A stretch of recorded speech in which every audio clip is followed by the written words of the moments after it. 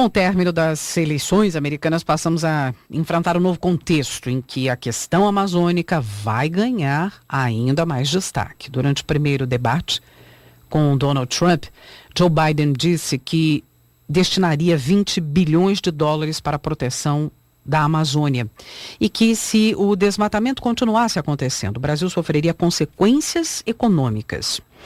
Mas o governo Bolsonaro não parece disposto a ceder às pressões do presidente eleito, Joe Biden. Então a gente vai repercutir um pouco esse assunto, né?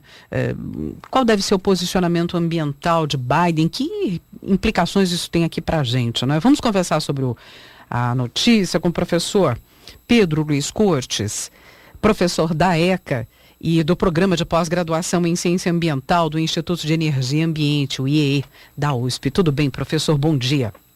Bom dia, Roxane, bom dia, ouvintes. É um prazer falar com vocês. Muito obrigada, mais uma vez, sempre conosco aqui às sextas-feiras. Professor, vamos falar um pouquinho sobre qual o contexto desse posicionamento ambiental de Joe Biden.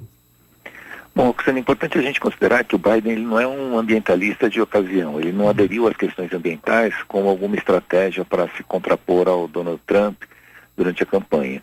No Congresso americano, onde ele atua há muito tempo, há vários anos que ele vem desenvolvendo ações e projetos ambientais. Portanto, ele realmente demonstra uma preocupação com essas questões e no seu programa de campanha há uma proposta muito forte de adoção de energias limpas e o combate às mudanças climáticas.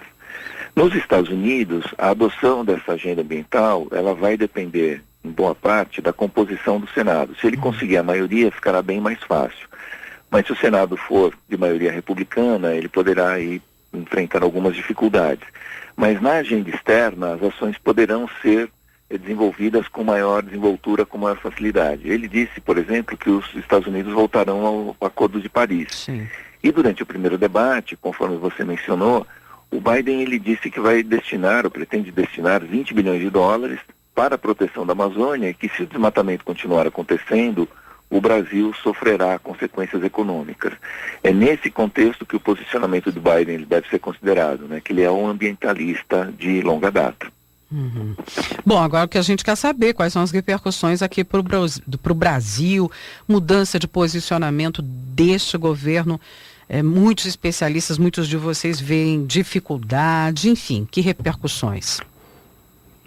Bom, Roxane, o governo Bolsonaro não parece disposto a ceder às pressões do presidente eleito Joe Biden.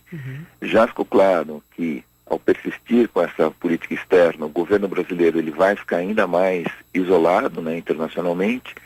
E se antes ele encontrava no governo Trump uma eventual proteção, isso está deixando de ocorrer. O governo Biden poderá pressionar por uma mudança em relação à Amazônia e, para isso, pretende ameaçar com possíveis retaliações econômicas, como já avisou durante a campanha, e isso poderá se materializar da seguinte forma: ele poderá sobretaxar, por exemplo, a importação de produtos brasileiros, o que inclusive agradaria alguns setores americanos, que são mais protecionistas, e também poderá bloquear linhas de financiamento ou investimentos para o Brasil, né? Gostemos ou não, essa é uma ameaça real.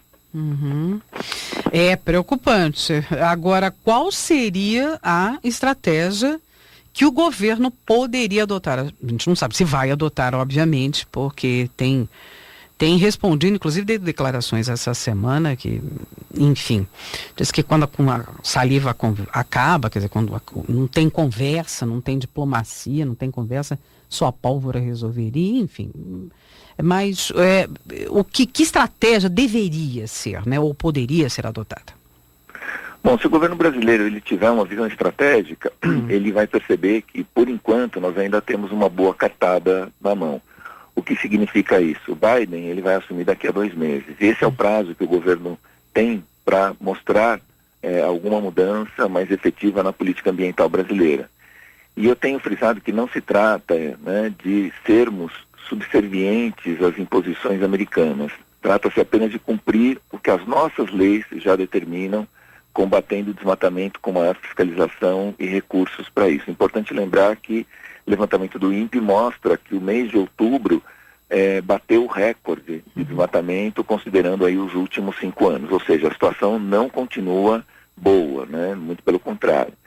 E o governo brasileiro, ele precisa abandonar essa retórica que ele vem adotando, né, desde do momento que foi eleito, e partir para ação, mudando em 180 graus essa política ambiental. Se ele fizer isso, em 2 meses, ele poderá negociar com o governo Biden recursos para a preservação, caso isso seja do interesse do governo brasileiro.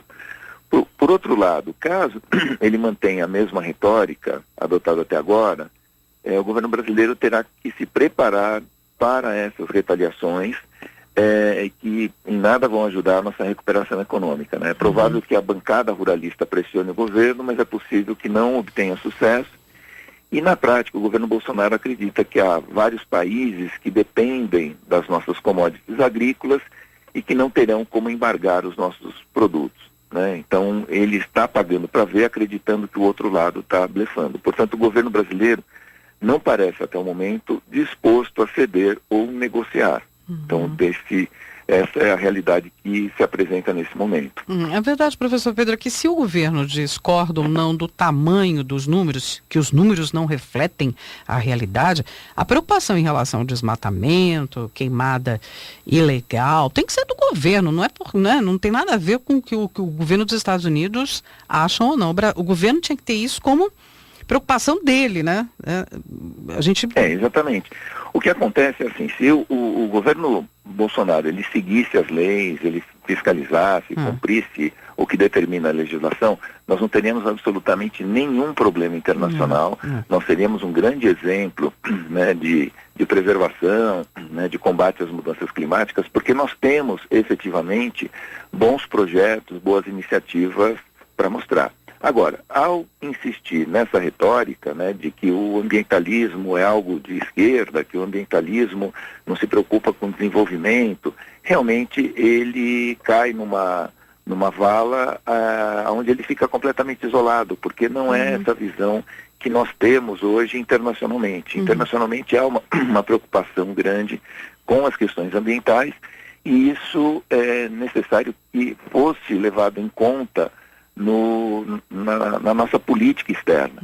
O Brasil ele não pode, principalmente dependendo da venda de produtos para o exterior, ele não pode se isolar como se nós conseguíssemos resolver todos os nossos problemas por nossa própria conta. Nós efetivamente precisamos vender produtos para o exterior e precisamos de recursos, né, de investimentos externos para melhorar a nossa situação econômica. O professor Pedro, e toda vez que parece que está indo numa linha nesse sentido para melhorar a nossa política ambiental, que também é uma política externa, isso que o senhor está dizendo, não é só uma política ambiental, é uma política externa. Então, quando parece que está indo na direção certa, aí o presidente reage, que é essa questão da proposta de desapropriar as áreas em que ocorreram as queimadas, desmatamentos, enfim, a proposta do Conselho da Amazônia, do vice-presidente Mourão. Então, quando parece que está indo na direção certa, aí vem uma resposta.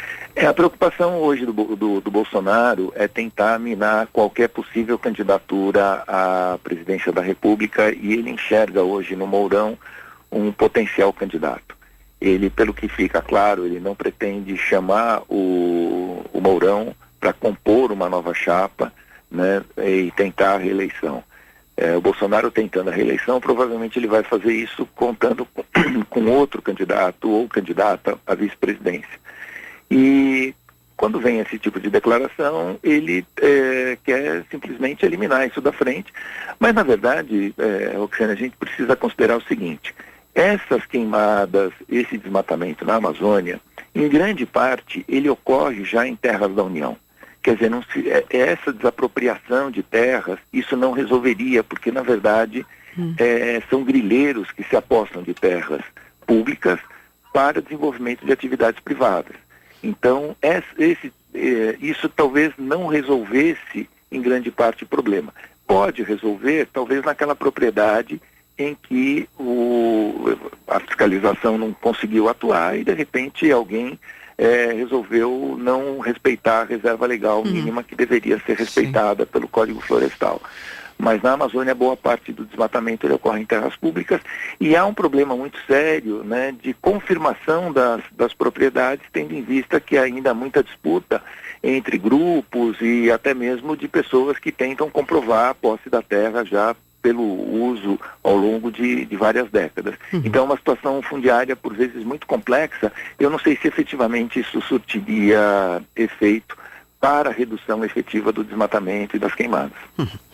Professor Pedro Luiz Cortes, professor da ECA e do Programa de Pós-Graduação do IEE, sempre com a gente aqui às sextas-feiras. Você pode acompanhar as nossas conversas publicadas em nosso portal e também no canal no YouTube. O Ambiente é Nosso Meio. Muito obrigada, professor, e até semana que vem. Eu que agradeço. Uma boa semana a todos.